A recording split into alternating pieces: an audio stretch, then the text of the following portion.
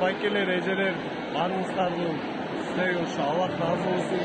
Силерди башка жакта отуруп, силерди түшүнбөй эле ойноп жүрөт деп ойлоп атышат. Атак биз силерди түшүнөбүз. Силер бүт барың улуттуңар чоң рахмат. Allah разы болсун. Кыргызстан ынтымактуу экенбиз, биз да биякта жүрүп көрүп атабыз.